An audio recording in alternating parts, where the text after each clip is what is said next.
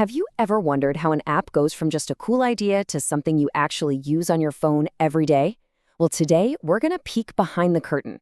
We've got the actual technical blueprint for a new AI resume optimizer, and we're going to break down exactly how something like this gets built from the ground up. Let's get into it.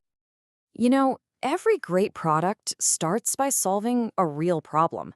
And for this app, the problem is a frustration I think pretty much anyone who's ever looked for a job knows all too well. You've been there, right? You spend hours getting every word on your resume just perfect. You hit submit, you feel that little rush of hope, and then crickets. Nothing. It honestly feels like it just vanished into thin air. If you felt that, you're definitely not alone. And that feeling, it isn't just in your head. There's a very real reason it happens. Okay, so meet the main villain of our story, the applicant tracking system, or ATS. Before a human hiring manager ever even has a chance to see your application, you have to get past this digital gatekeeper first. And the tough truth is, most resumes just don't make the cut. So, what exactly is an ATS? Think of it like a robot bouncer at the front door of the club. It's software that scans your resume, looking for very specific keywords, skills, and even certain types of formatting. If it doesn't find the exact matches it's programmed to look for, your resume gets filtered out automatically. Poof! No human ever sees it. Just a computer saying, nope, not on the list. All right, so we've met our villain, the ATS black hole. So naturally, the project team came up with a hero designed to fight back. And here it is, the AI Resume Optimizer. Its entire purpose is to be your secret weapon in this fight. It digs into the job description, it analyzes your current resume, and then it helps you tweak it to give you the absolute best chance of getting past those robot filters and into the hands of a real person. And who's this for? Well, the main group, of course, is individual job seekers, people like you and me. But the plan also identifies career counselors and even smaller recruitment agencies as potential users. They could use this tool to give their own clients a serious edge, so it's a pretty wide net they're casting.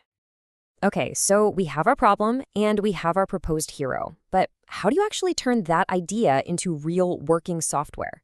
Well, that's where the single most critical document in this whole process comes in, the blueprint. This is such a perfect analogy. You would never ever start building a house without a detailed architectural plan, right? The same goes for software. A development team needs a master document that tells them exactly what to build. And in the tech world, that's called the Software Requirements Specification, or SRS for short. The SRS is basically the Bible for the entire project. It's this single source of truth that lays out every single detail. We're talking everything from the buttons a user can click to the behind-the-scenes stuff, like performance standards and security protocols. It is the official rulebook for the whole team. All right, so let's crack this blueprint open and see what's inside. You'll find that all the rules are broken down into two main categories, and really getting the difference between them is the secret to understanding how great software gets made. This slide just lays it out so perfectly. On one side, you have functional requirements. Think of this as the what.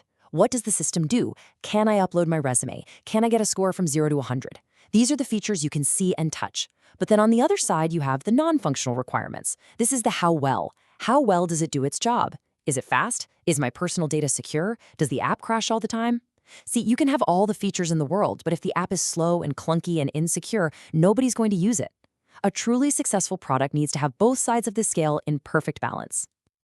So we've got this massive, super detailed blueprint, but you can't just hand that to a team and say, go build all of it. It's way too big.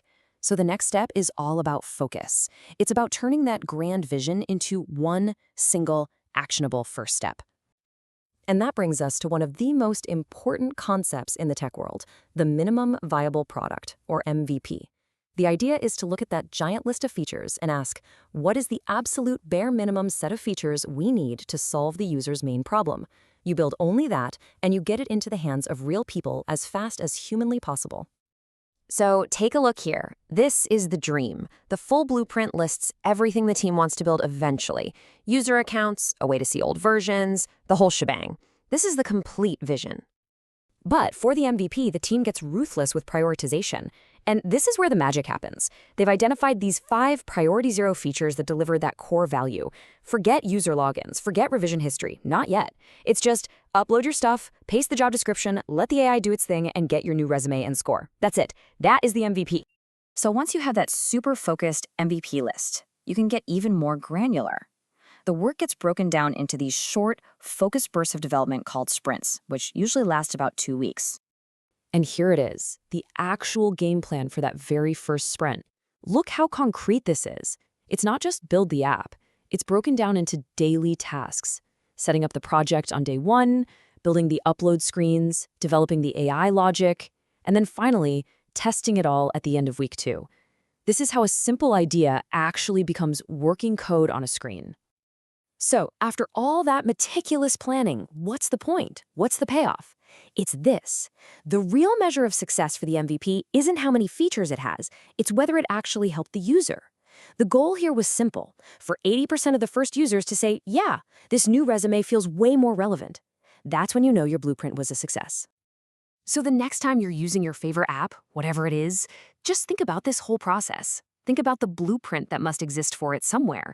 Think about the functional and non-functional requirements, the MVP they probably started with, and the sprints that brought each new feature to life. What do you think that first blueprint really looked like? It kind of changes how you see things, doesn't it?